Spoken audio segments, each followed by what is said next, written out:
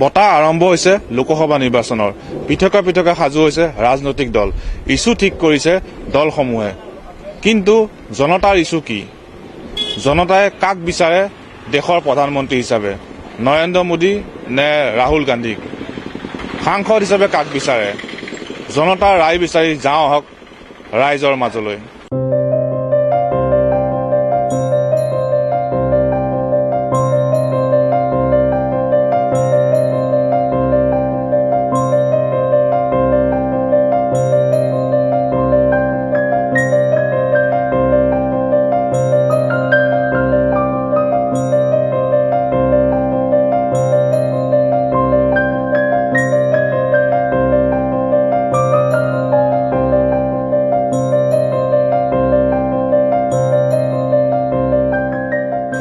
আজি আমি বিচাৰিম কলিয়াবৰ লোকসভা সমষ্টিৰ অন্তৰ্গত কলিয়াবৰ বিধানসভা সমষ্টি চামুগুৰি বিধানসভা সমষ্টি আৰু ৰূপহিয়াত বিধানসভা সমষ্টিৰ ৰাইজৰ ৰায় প্ৰথমে যাওঁ আহক কলিয়াবৰ বিধানসভা সমষ্টিৰ ৰাইজৰ মাজলৈ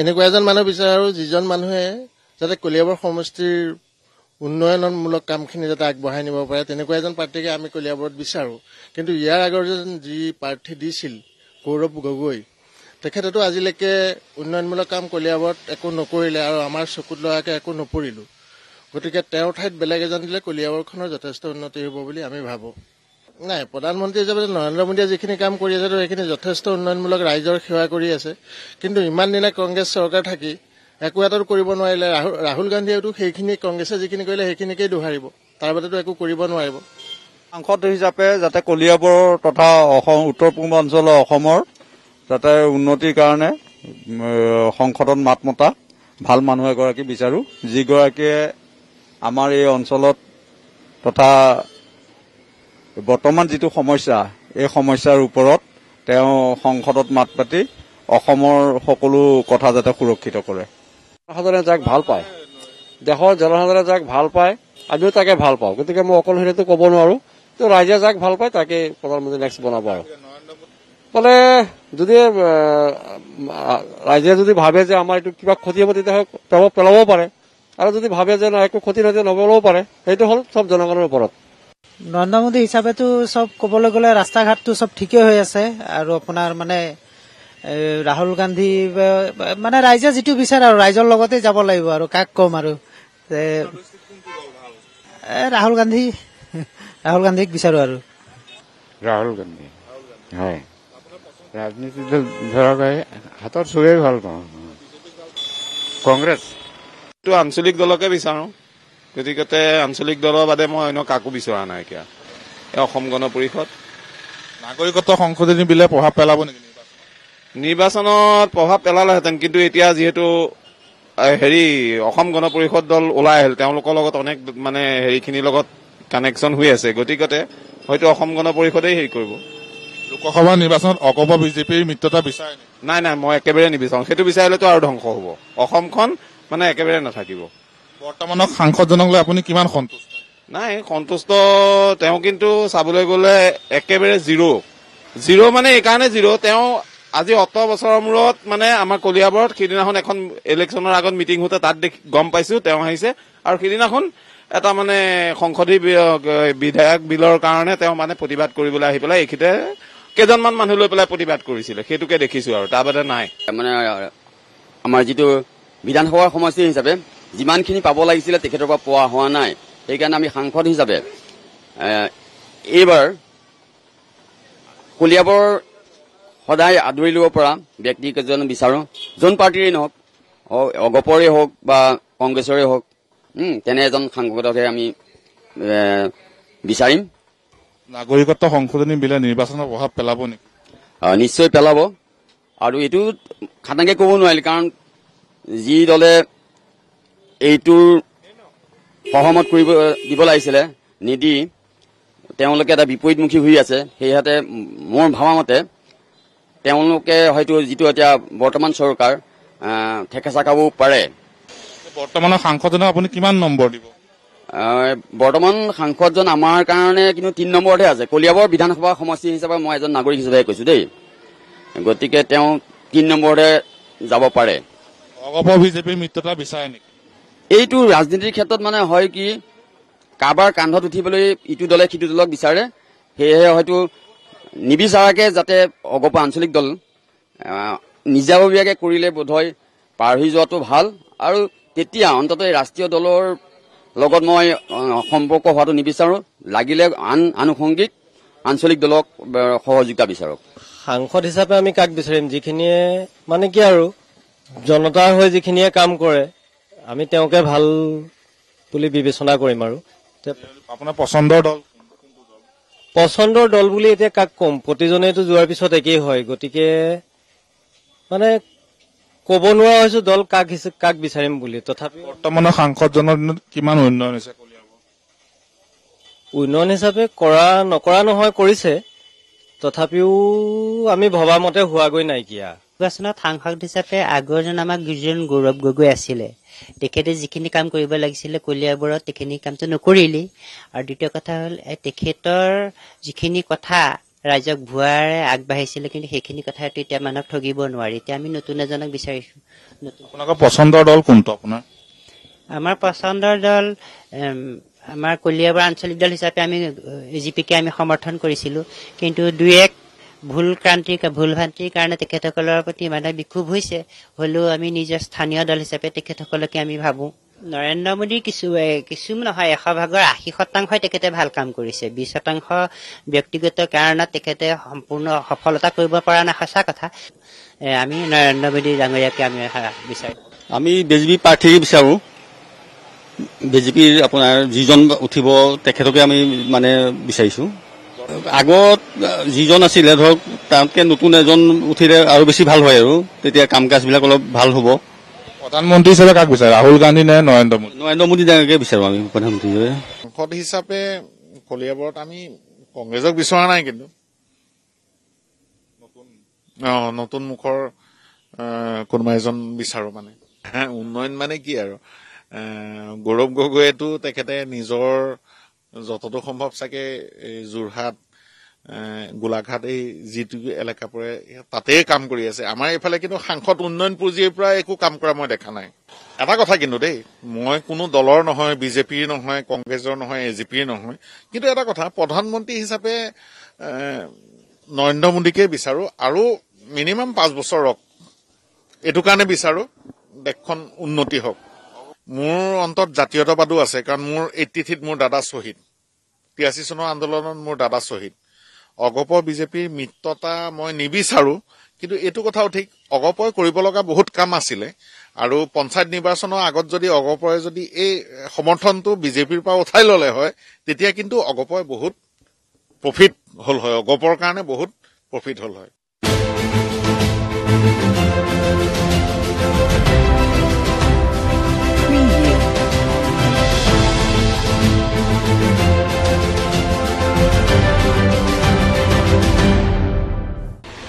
বলক এইবাৰ যাওঁ আমাৰ সতীৰ্থ সাংবাদিক কৃষ্ণ শইকীয়াৰ ওচৰলৈ। কৃষ্ণ শইকীয়াই জনাব চামগুৰি বিধানসভা সমষ্টিৰ ৰাইজৰ ৰায়।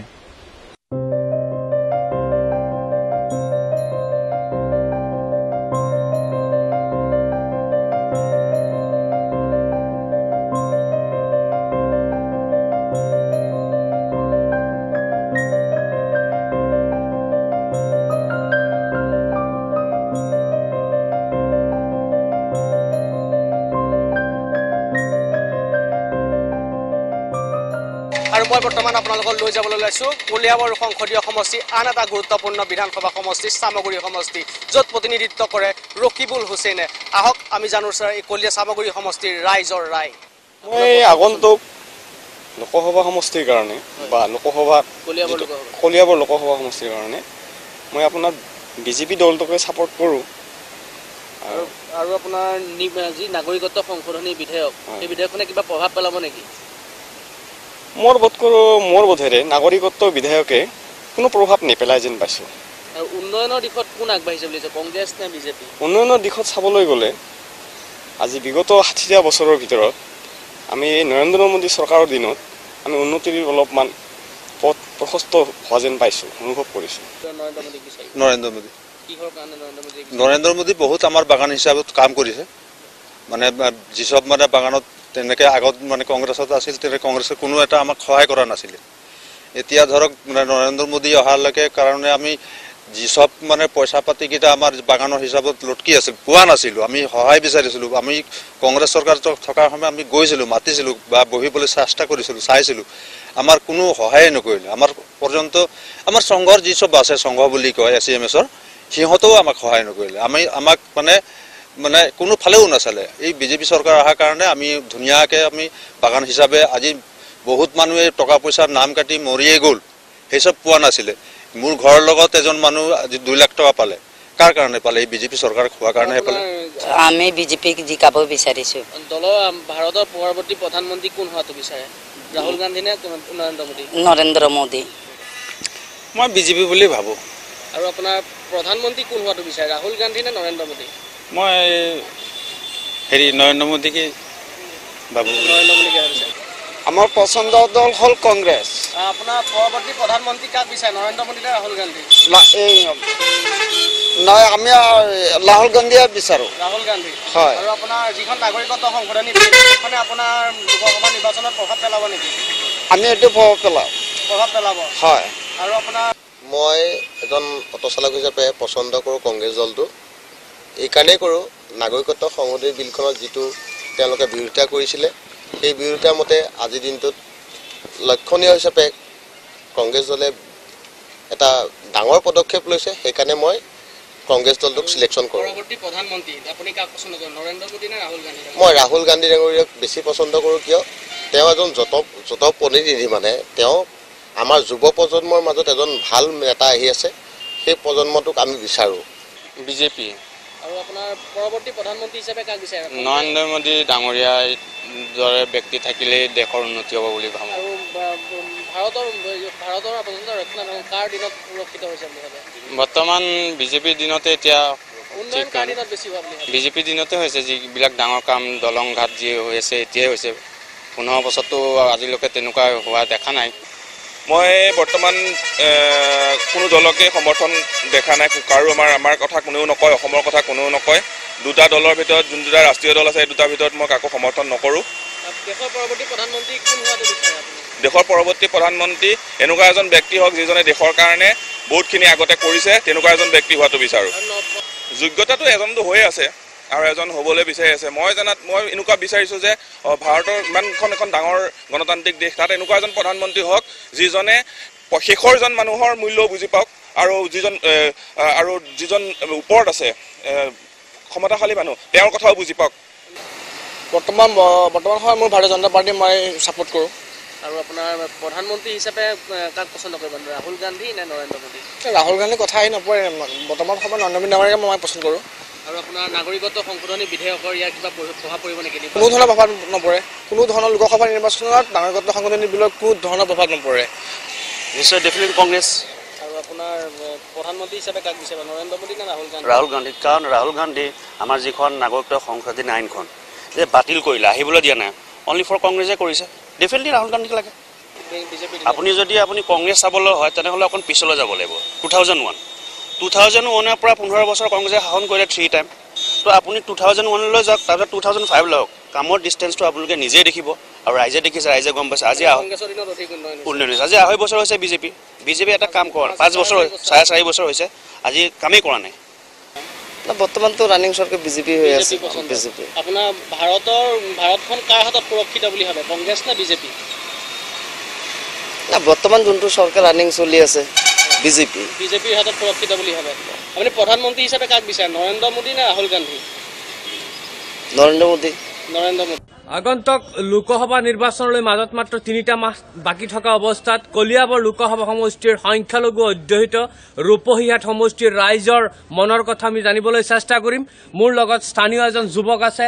এই যুৱকজনৰ পৰা আমি তেওঁৰ মনৰ কথাবিলাক জানিবলৈ চেষ্টা কৰিম যে আগন্তুক যি লোকসভা নিৰ্বাচন আহি আছে, এই নিৰ্বাচনত আপুনি এই কলিয়াবৰ লোকসভা সমষ্টিৰ কাৰণে সাংসদ হিচাপে আপুনি কাক বিচাৰে? ধন্যবাদ। আজি এই আমাৰ ৰূপহীহাট সমষ্টিৰ সমূহ ৰাইজৰ তৰফৰ পৰা আমি নিউজ 18ক ধন্যবাদ জ্ঞাপন কৰিছোঁ যিটো সময়ত আপোনাৰ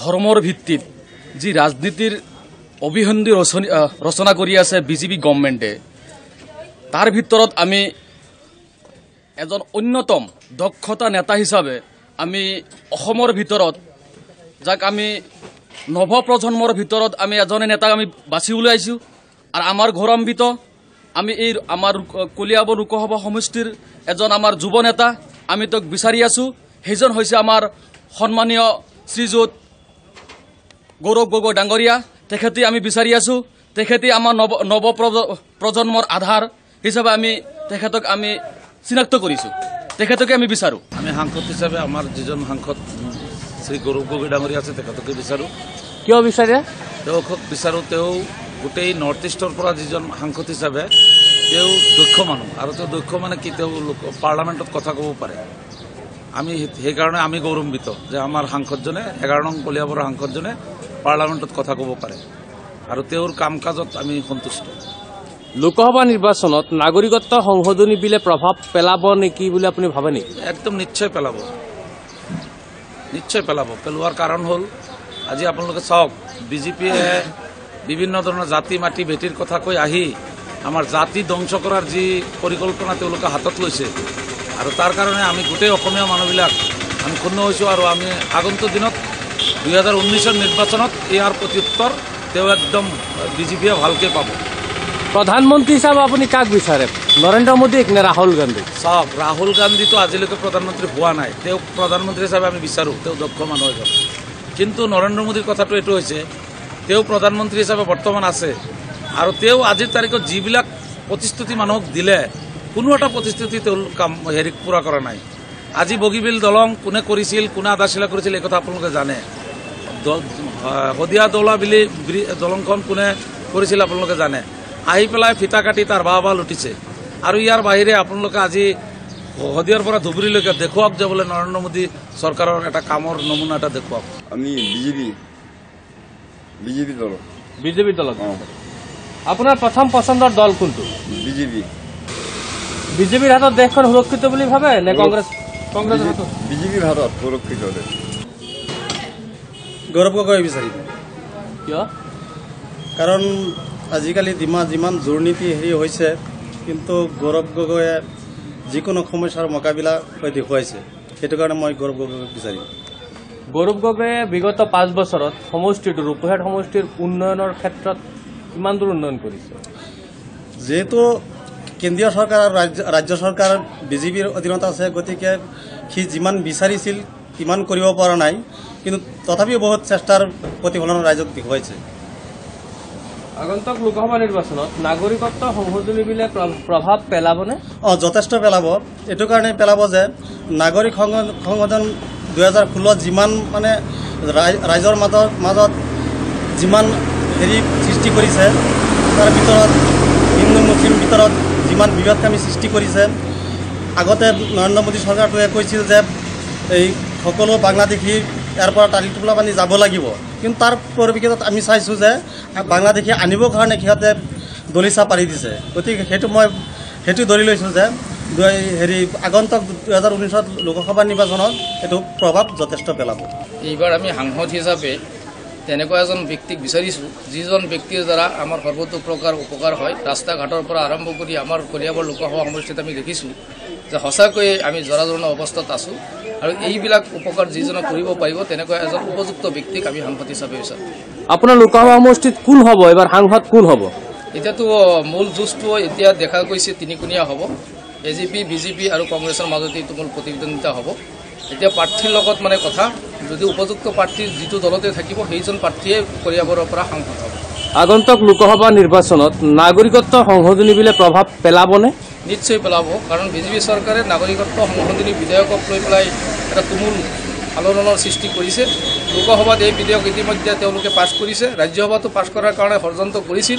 কিন্তু বিৰোধীৰ তীব্ৰ হেঁচাত সেই বিধেয়কটো তেখেতসকলে উত্থাপন কৰিবলৈ সাহস নহ'ল আগন্তুক লোকসভা নিৰ্বাচনত অগপ বিজেপিৰ মিত্ৰতা আপুনি বিচাৰে নেকি মই কোনো পদ্ধতি মানে অগপ আৰু বিজেপিৰ মিত্ৰতা নিবিচাৰোঁ কাৰণ অগপ এটা আঞ্চলিক দল তেওঁলোকে আঞ্চলিক দলতেই নিজৰ স্থিতিটো ঠিক ৰখাটো উচিত যে যিটো দেখা গৈছে মোদী ডাঙৰীয়াই অৱশ্যে বহুত কাম কৰিছে যদিও বহুতো ধৰণৰ আলোড়নৰ সৃষ্টি হৈছে তেখেতৰ সময়তেই আমাৰ ভাৰতবৰ্ষত নানান ধৰণৰ সংঘৰ্ষ হোৱাও দেখা গৈছে ইতিমধ্যে কাশ্মীৰৰ যিটো সংঘৰ্ষ হ'ল গতিকে সেইটোৰ কাৰণে যিটো দেখা গৈছে যে মই ৰাহুল গান্ধী আৰু মানে নৰেন্দ্ৰ মোদী ডাঙৰীয়াকে বিচৰা নাই এনেকুৱা এজন উপযুক্ত ব্যক্তি হওক যিজন ব্যক্তিয়ে নেকি আমাৰ ভাৰতবৰ্ষক সৰ্বতোপ্ৰকাৰে উপকাৰ কৰিব পাৰে বিজেপি দল বিজেপি দলে যিজনক প্ৰাৰ্থিত্ব দিব সেইজনে আমি মানি ল'ম আপোনাৰ এইবাৰ লোকসভা সমষ্টিত সাংসদ কোন হ'ব কলিয়াবৰ লোকসভা সমষ্টিত আমিতো আশা কৰোঁ বিজেপি হ'ব বিজেপি আপোনাৰ প্ৰথম পচন্দৰ দল কোনটো বিজেপি লোকসভা নিৰ্বাচনত নাগৰিকত্ব সংশোধনী বিলে প্ৰভাৱ পেলাবনে এইবিলাক নেপেলায় প্ৰধানমন্ত্ৰী হিচাপে আপুনি কাক বিচাৰে নৰেন্দ্ৰ মোদী কিয় বিচাৰে নৰেন্দ্ৰ মোদীক মানে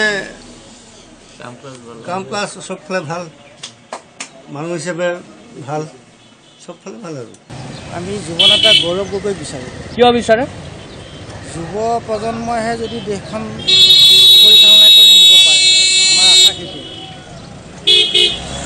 যিহেতু তেওঁ অভিজ্ঞ ব্যক্তি বাপেকৰ লগত থাকি পেলাই তেওঁ যি ৰাজনীতি শিকিছে সেই ৰাজনীতিয়ে যুৱ প্ৰজন্মক আকৃষ্ট কৰিব পাৰিছে